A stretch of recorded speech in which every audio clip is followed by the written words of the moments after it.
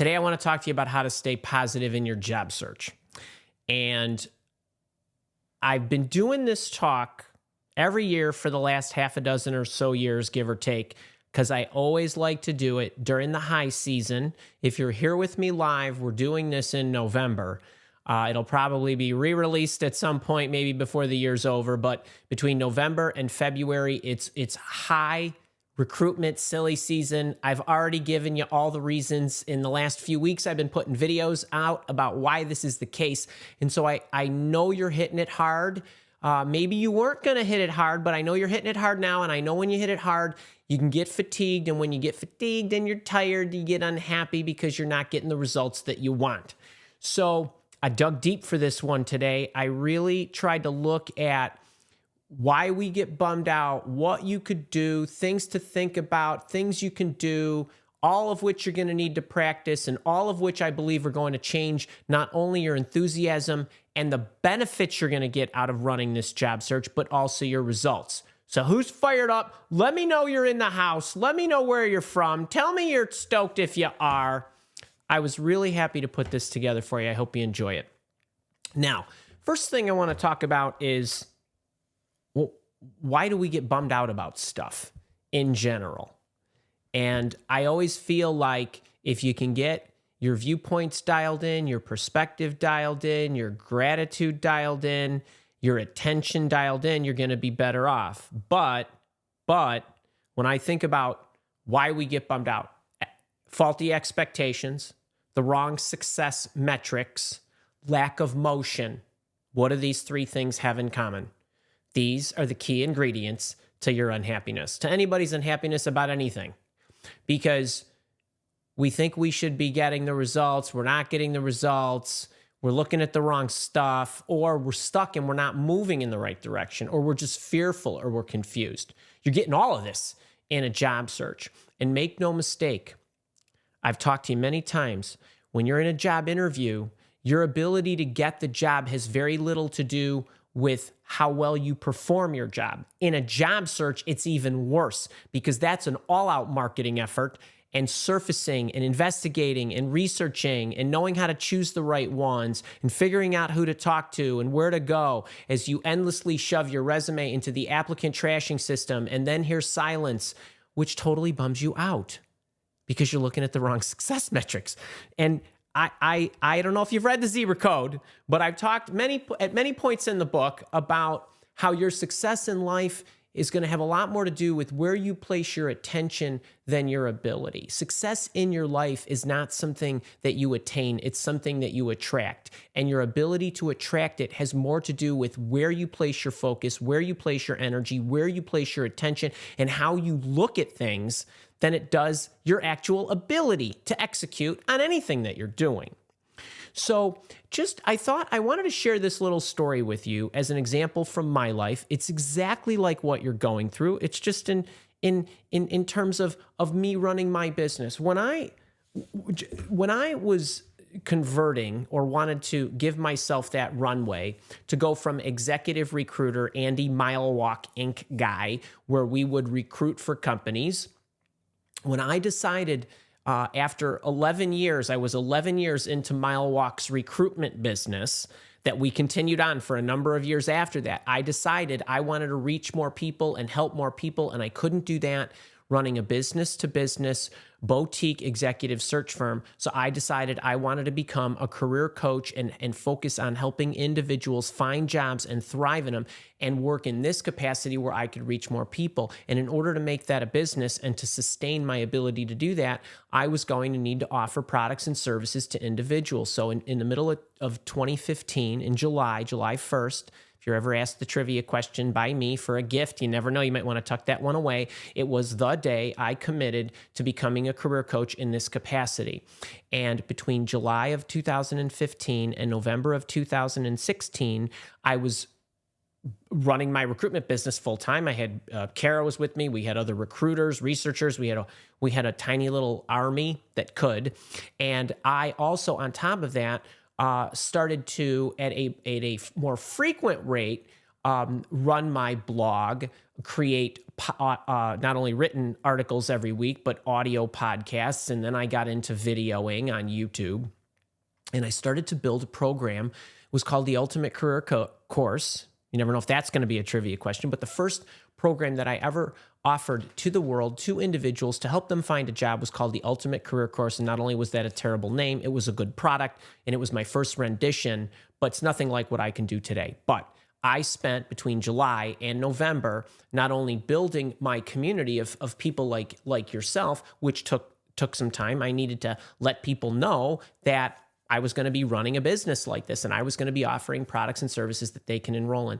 And I spent all that time, I don't even know, 16 months, give or take, diligently and tediously and always on an overtime basis before my work started, or at the end of the day, or on the weekends, shooting videos to build this training product. I was training myself on how to do something like this. How do I market myself? How do I build these products? How do I sell these products? It took me all this time, and I finally had a nice community, thousands of people on my weekly newsletter.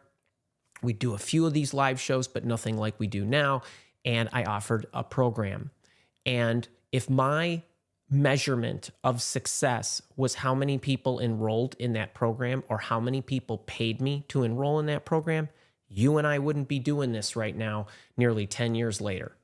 And so one of the things that was important to me was that before we released the product, so that I wasn't focusing on the wrong thing, so that I wasn't focusing on the wrong metrics to actually make myself behave in a manner that I didn't want to, but also emotionally, all the effort I had put into this, it was my first product that I was releasing. How could I have any expectations? But people do. Maybe some of you, this is the first time you're job searching, ever really job searching, even if you're 50 years old or 55. Maybe you've never actually looked for a job. It could be your first or second or third or seventh. It doesn't matter. That's not very many. But when I got up to do the promotion, my success metrics were, can I make a good product? Can I make sure that it's delivered with no bugs? Can I make sure that the marketing and the communication around it is solid? Can I make sure that people generally understand? Can I get someone to pay for this? And when people enroll, I will immediately know that's a success, because now I'm going to have somebody or a bunch of people, somebodies, that are going to be able to use the product, to actually grow, to actually give me feedback on what I could make better about the product. But literally all of these things had to be carefully thought through before I actually released the product, so that when I released the product and got the result, I wasn't bummed out, because I wasn't placing my attention in the wrong place, like how many YouTube followers do I have, or Instagram followers, or how many people actually buy a program is not a metric of success. It's certainly not a metric of happiness, even if it's a lot. Because for me, it's about the process, but it's also about making sure that I'm continually reminding myself of the metrics I should be focusing on. Because if I place my attention on the right things, I will keep recognizing there's value, there's experience, there's benefits, there's growth, everything's a win. And all of those things are contributing to my ability to enjoy and get better at what I fashion to do. So this is important, because a lot of you, dare I say 99%, I would imagine, are looking at the wrong things, because you're looking at, well, why is it taking me so long to get a job? Why is no one getting back to me after I put my resume into the applicant trashing system, the abyss that is a system? And remember, companies don't give people jobs. Systems really don't give people jobs. People give people jobs. So if we can get our mind and our energies and our activities focused on the right things, I think you're going to have a lot better results. And success in anything in life, it doesn't care about your talent. It doesn't care about your skills or how good you are at your job. It really does not care about your feelings. But your feelings, your emotion, your attention can greatly influence your success in everything you do, especially in job searching for something you're not very experienced with. So that's what today's about. And I've got 10 points for you, that some of these things, like I mentioned, are things I want you to think. Some of them are things I want you to do. All of them, if you practice and execute, will get you a better mindset, a better experience out of the job search, because if you're going to go through it, you may as well gain the benefits of that experience, and they're going to get you better results. Cool? All right, let me take a swing of this and then let's dive in. All right. Number one, and as I run through these, every single one of these has greatly to do with where you're placing your attention. It's true. I want you to think about that. I'm going to remind you, I think every single time. All right, number one, let's start with the remedial stuff. Okay, build a plan. Now, I know that's not going to knock any of you over, but do you actually have a plan? Or is your plan, I'm out of work, panic, start combing the internets for job listings? Whose plan is that? Go ahead, go in the chat. Let me know. Whose plan is panic?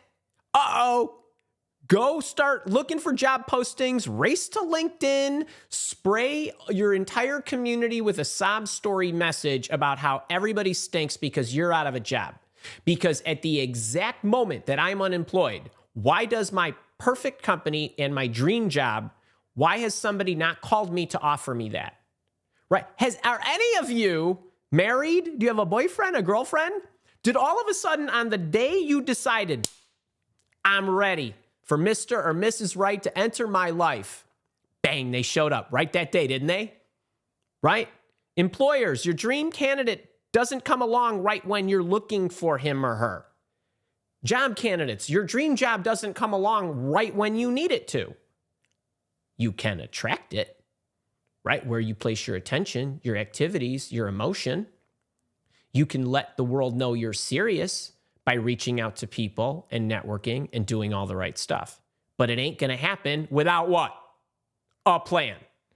And not only do I want you to put a plan together, I want on the plan there to be realistic, and I'm not talking about practical and shoot low. I'm talking about realistic, controllable goals. You putting your resume and applying online is not a realistic, controllable goal. It isn't. You have absolutely zero control over that. You want another way of looking at stuff that makes you get bummed out? Where you place your attention. Are you focused on the past or the future?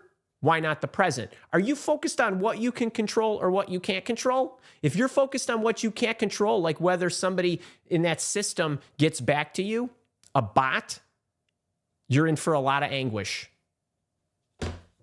With me? Okay, what might this plan entail? So don't worry, I'm not going to leave you hanging because I got to gets me a plug-in from a job search challenge. And if you don't know what this is and you have no idea, this is not 27. Okay, it's not 3 times 3 times 3. It's, I want your plan to include companies. Now, I'm not going to go into the full job search challenge right now because January 6th through the 10th, I'm going to be spending every day with you explaining all this stuff. But 3 organizations per day. Make your plan company-based. Why? Because you can control that. You can control putting a company name on your list. No one can stop you. What's this 3? Find 3 people.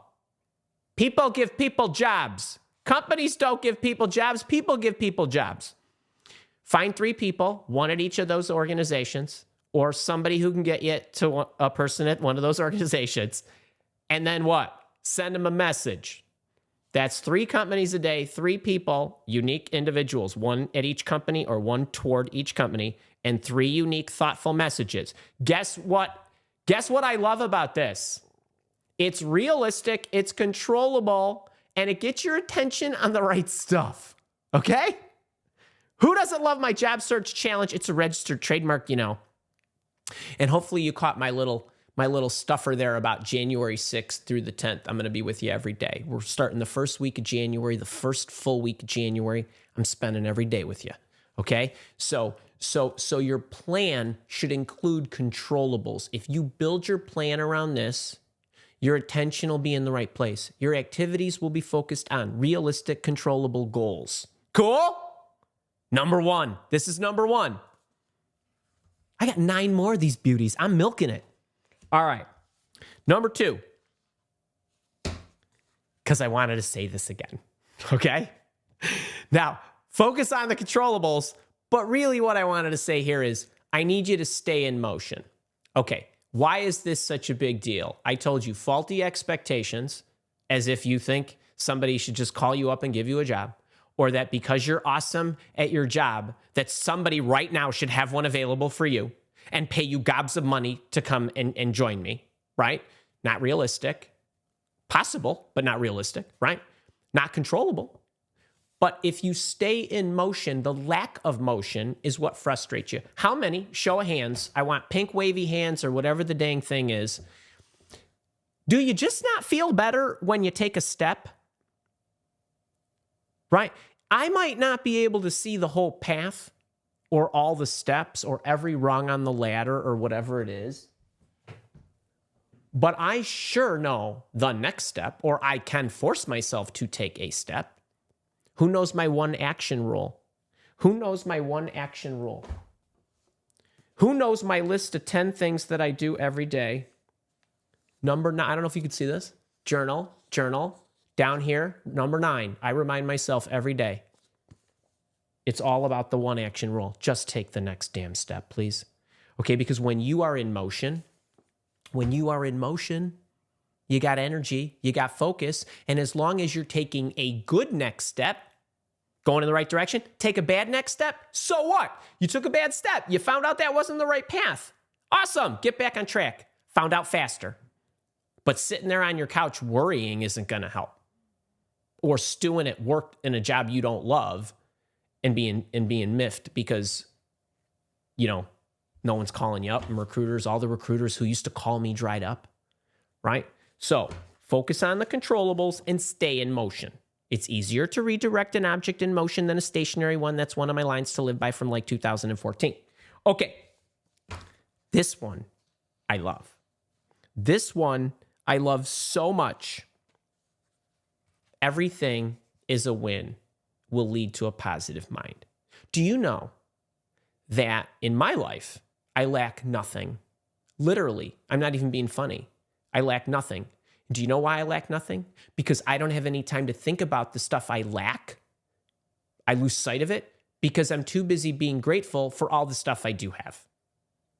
So what a lot of people do is they're worried about, well, why am I not there yet? There's a gap in where I think I should be. Or why isn't somebody calling me up? Or why isn't that recruiter getting back to me? Or why haven't I gotten the promotion? Or why did you only give me a $10,000 pay increase and not a $20,000 pay increase? Right. You have got to remind yourself that everything is a win. Life happens for you, not to you. If you want a reminder, go buy the coffee mug that you can get off the Teespring thing off my YouTube channel. And just remind yourself. And then what I want to say here, though, as well, because I want to do 3 and I want to do 4 right away, is feed the journal. I don't know that I've ever said this to you. I always say feed the funnel, but feed the journal. Why? It matters. I want you to feed the journal with a number of things in mind. Okay, some of you might be thinking, Andy, feed the journal. You mean like keep track of what I'm doing? Yes. You mean like maybe write down all the stuff that was great that happened to me today and in my job search? Yes. Lessons learned? Hey, why not? Right? Why not? If you make it register, it will register. It will keep your mind in the right place. And some of you I know, all right, I know you're out there going, Andy, but if I journal, I'm going to write about all the bad things that happened to me today. And then I'm going to say, I want you to list all the bad things that happened to you today, and I'm going to make them all positive. The employer didn't get back to you? Who cares? You know that employer's not for you. You got a rejection? Awesome. Take them off the list. Your list just got more curated. I don't care what it is, and maybe you learn. Maybe you got feedback. Maybe you got questions. Maybe you met somebody, right? Did anybody see my video on that I sent you in my email list? And actually it was a video from last year, and I talked about the journals, and these are different journals than last year, but they're the same kind of things. So I told you, like, I have an Ironman journal. This is a different one than the red one that you might have seen in the video that I shot last year, because this is this year's journal. And you see how thick this journal is? It's just this one happens to be a lectern 1917. We see all these pages back here. See all those pages? They're flat. See all these pages? Well, that was a swim I did the other day, like a 1.5 or 1.75 swim. The card smells of chlorine, right? All the stuff that goes in here, all the things that register in the races and the bibs and the whatevers, it tells me I put the work in. I make notes about how I'm feeling, what I'm thinking, what I did, what I learned, how fast I ran, how fast I swam, all kinds of stuff. I make it register. So when I show up for the start line of the race, not the finish line, the start line, I know I put the work in. The work's been done. Win or lose, finish or not. So, and then this is my journal that only positive thoughts go into. This one here is just a daily journal. I wrote this morning at about 4:05 a.m. And I was writing something about how happy I was that I get to talk to you today. I get to teach you. I got a run in between. Get to play with the dogs a little. Got to meditate, kiss my wife. There's snow on the ground for the first time this year. Those kinds of, or this winter. There's all kinds of stuff in here. I make it register.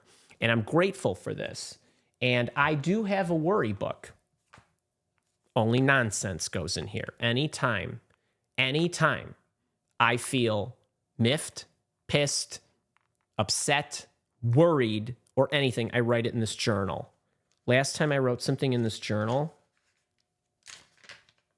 was on the 11th, 10 days ago. It was something medically related, something I'm sure will get taken care of. But the more frequently you do that, the more you will realize how silly the stuff you think about or worry about actually is. But I don't mix these two. I don't mix the worries and the good stuff, ever. I want my attention pure when I'm doing something. When I'm writing in my journal, I'm writing only positive thoughts and things I'm grateful for, and I'm not thinking about it. You cannot be stressed and grateful at the same time. You can't. Go try it. So I want you to feed the journal. I want you to reflect. I want you to collect what happened that day, and I want you to make it register positively. You only get positive thoughts in the journal. And the lessons that you learn, those are positive too, because you learned them, because you're better now. Okay. Speaking of, do you ask yourself, what did I learn today? Or do you just go and, bicker with your spouse and complain about why no one got back to you today? What did you learn? Now, you can't learn anything if you're not doing anything. And so you can only shove your resume into the applicant trashing system so many times before you understand that that's not a great way to get a job. So, and you're focusing on limited. Well, you have limited thinking because you think those are the only jobs available, when I've told you umpteen times that's only 20% of the jobs that are actually out there in the world. Speaking of, look at this. Speaking of, what did I learn today, and being emotion and limited thinking. This is the Mile Walk Academy community. I went into the Share Your Wins. Actually, Ken just got a job a couple days ago. He was talking about that. Karen, this one I love. She struggled for a long while. A lot of job applications, far too many for my taste. However, this is a happy story because she actually focused on something she could control. She got a job and accepted the offer. The job didn't even exist until after they talked to her. Great. That came out of nowhere. She negotiated based on my tactics and got an extra $15K in the base and, an extra 27 bones right up front, right? Because she was learning that this was working and this was not. And the art of the possible, which I'm screaming in her ear and everybody else in my boot camp who will listen to me, that get out of the ATS, get into targeting individuals, because what? One is controllable, one is not. If they invite you in for an interview, awesome, go, that's controllable. If they give you a job, you will greatly influence that. But She was able to create something out of nothing, and I guarantee you that no system in the world would ever do that for her. No system is going to create a role for her. So when you learn something, make it register. Make it register. Write your thoughts. Write your patterns. But what did you learn? Are you learning? Did you learn how to write a better email? Did you learn that this route seems to be better than that route? Or I'm getting traction here, but not there. Are you doing things that are set up for you to learn? Okay. How about this one?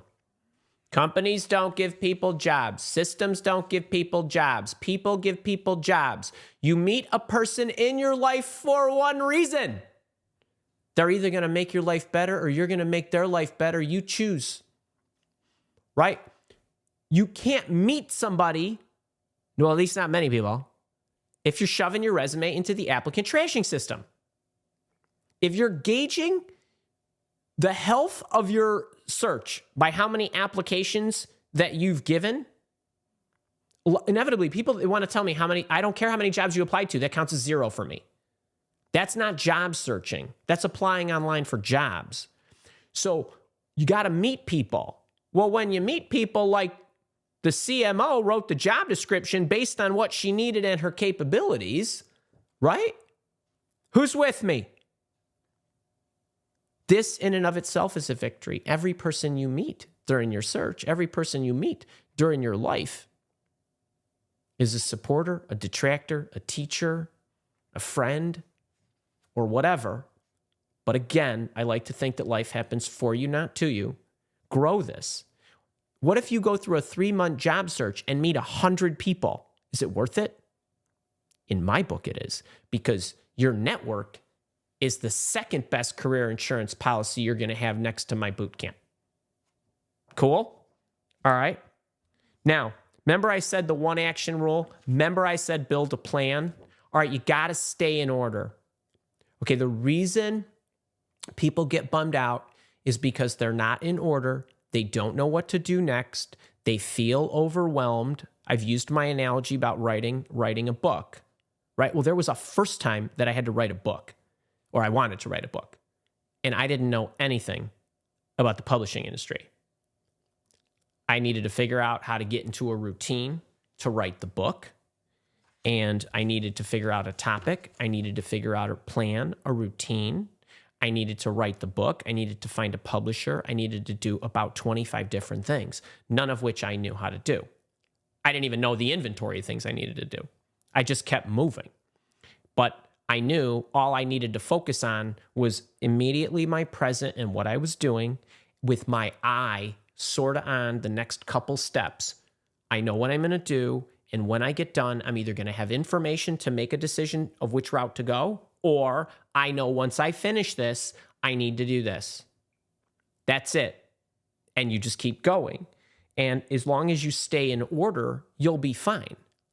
But what happens is a lot of you let yourself go through an emotional roller coaster. Show of hands, who's guilty of what I'm about to say? Maybe you were good, right? You thought, Coach Andy, give me a star. I'm going to go 3, 3, 3. And you do that for like 3 days.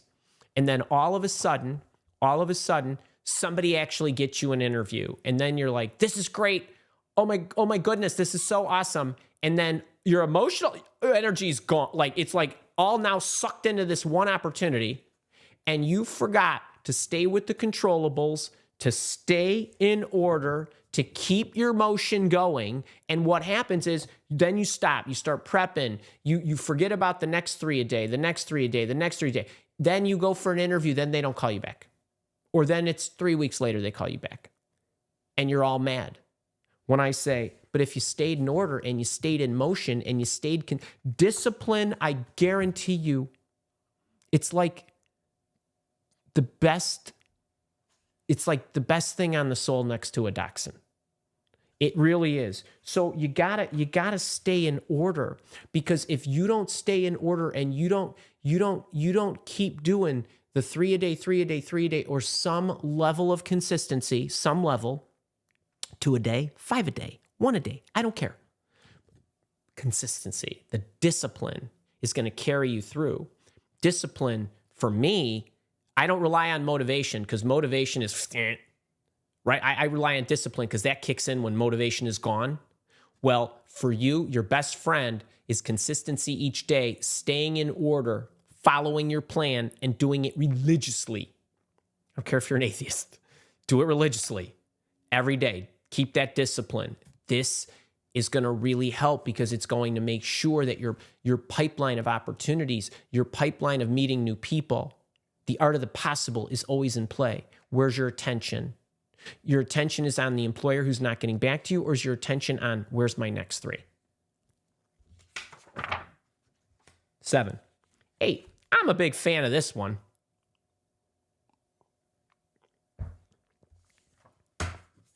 Self-care. Give yourself gifts. Give yourself gifts. Works for everything in life. It does. When I was writing any book, but this one, because it's my most recent one, the Zebra Code, every morning I would do certain things. Like because I wanted to immediately get to my book because I was so charged to write every morning, when I was done, my gift would be I'd get to meditate, maybe stretch, or maybe I had a workout or something. I don't know. My gift could be a cup of coffee. It could be not the regular coffee, but I'll make it with my espresso machine or a latte. I don't really care. Give yourself a gift. But you've got to do this every day.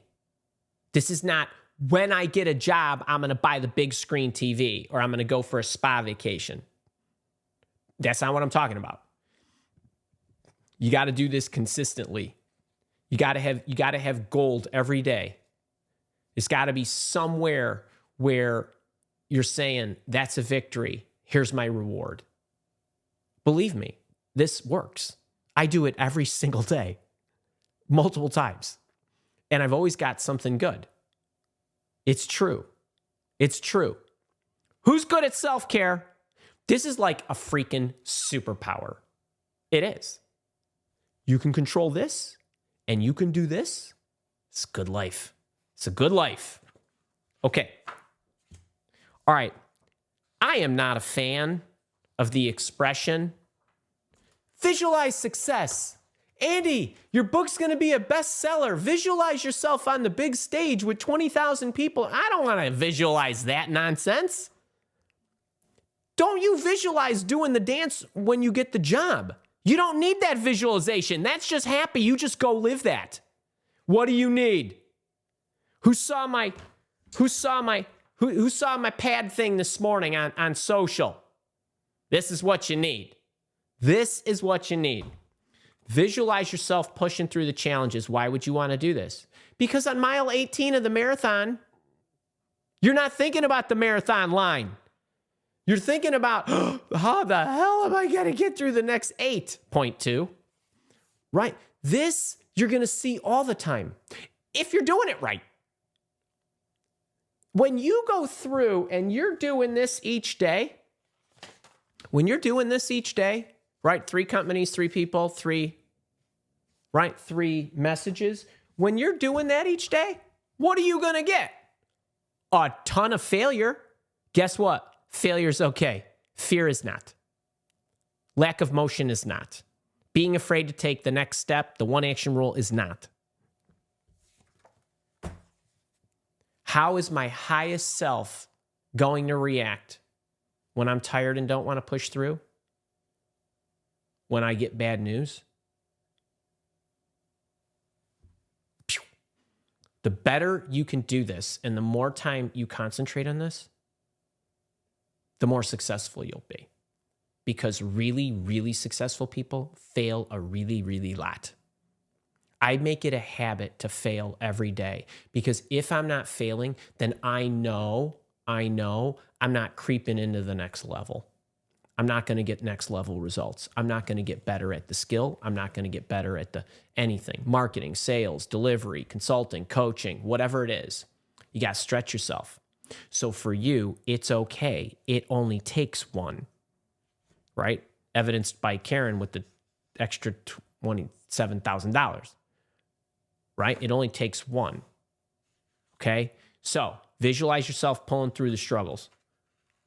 All right, number 10, because no, and I mean no talk about positivity and job search results, that intersection is complete without me reminding you to feed the funnel. And what does feed the funnel mean? For those of you that haven't seen the card that I drew in December of 2018, this card per show, per capita, per whatever, has the most mileage of any card I've ever written. All right, this is the marketing machine. And if you need a reminder of what this is, I actually have a coffee mug on the Teespring on the YouTube channel that you can get. Okay, this is the way I want you to think about your search. 90% of your time should be spent up top in resume sendouts. Now, in order to send out your resume, that's not applying online, 0. It's who's the company, who's the person, what's my message, here's my resume, send. Boss hunt, teammate hunt, recruiter hunt, HR hunt, network with your friends. Those are all good. 9 out of 10 of your job search minutes, hours, or days should be spent doing that. 1% in exchange. Where do I go to meet you for coffee? Where is the Zoom link? Thank you for the interview. Emails. 9%, so less than 10 of your 100 minutes are spent on interview prep and actual dialogue or negotiation. But what do most of you do? You go and apply online, so you're not even in the funnel. Then you get an email that says, would you be open for an interview? Maybe it's an on-demand interview, the one-way stinking interviews that we hate. And then you do it, and then you follow up 14 times for just somebody who's not getting back to you. And what is that? Worry, lack of control, not even good activity.